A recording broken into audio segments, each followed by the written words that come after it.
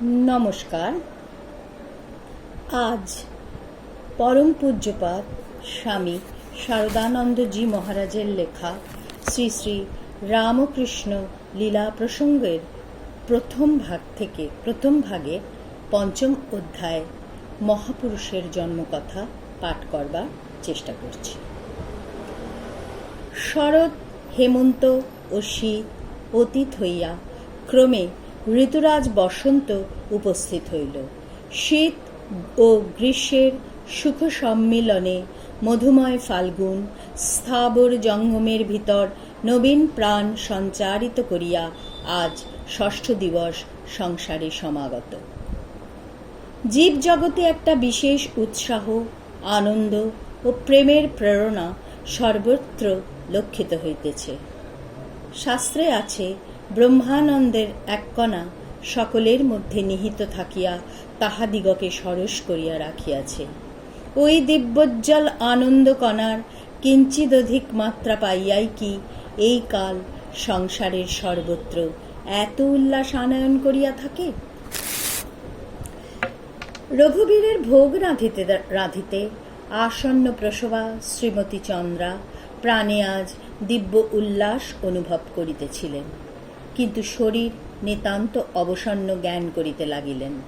সহসা তাহার মনে হইল, শরীরের যেরূপ অবস্থা তাহাতে কখন কি হয়।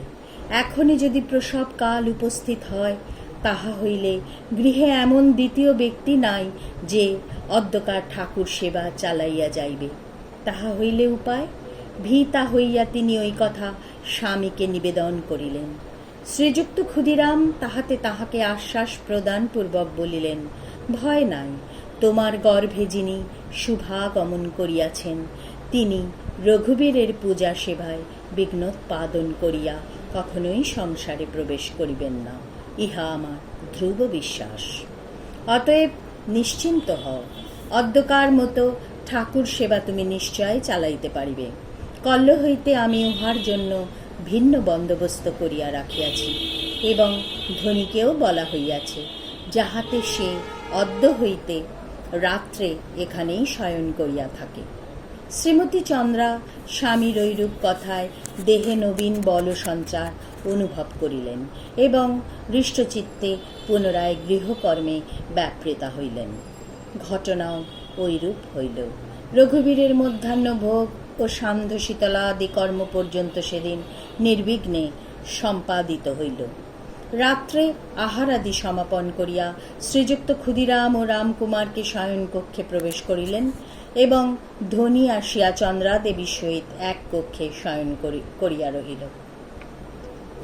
রঘুবীরের ঘর ভিন্ন বাটিতে বসবাসের জন্য দুইখানি চালাঘর ও একখানি রন্ধনশালা মাত্র ছিল এবং অপর একখানি ক্ষুদ্র চালাঘরের এক পার্শ্বে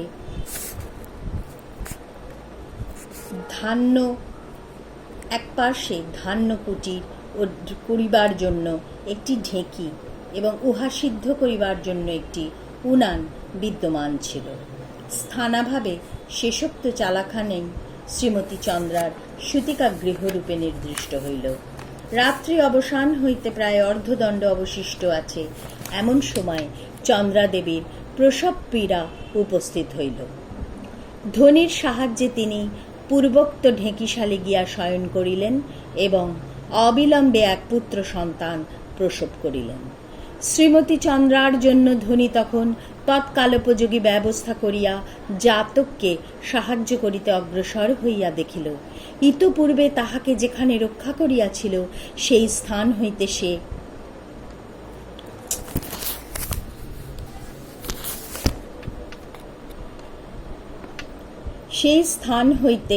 সে কোথায় চলিয়া গিয়াছে। অনুসন্ধান করিয়া দেখিতে পাইল, রক্তক্লেদময় পিছিল ভূমিতে ধীরে ধীরে হরকাইয়া ধান্য সিদ্ধ করিবার চুল্লির ভিতর প্রবেশপূর্বক সে বিভূতিভূষিতাঙ্গ হইয়া পড়িয়া রহিয়াছে, অথচ কোনো শব্দ করে নাই। ধনী তাহাকে দেখিবা মাত্র কোলে উঠাইয়া লইলেন। অদ্ভুত প্রিয়দর্শন বালক, যেন 6 মাসের ছেলের মতো বড়, প্রতিবেশী লাহাবাবুদের বাটি হইতে তখন প্রসন্ন প্রমুখ চন্দ্রাদেবীর 2-4 জন বয়সা সংবাদ পাইয়া তথায় উপস্থিত হইয়াছে। ধনী তাহাদিগের নিকটে সংবাদ ঘোষণা করিল এবং পূত গম্ভীর ব্রাহ্ম মুহূর্তে শ্রীযুক্ত ক্ষুদিরামের তপস্বী দরিদ্র কুটির শুভ সংখ্যারবে পূর্ণ হইয়া মহাপুরুষের শুভাগমন বার্তা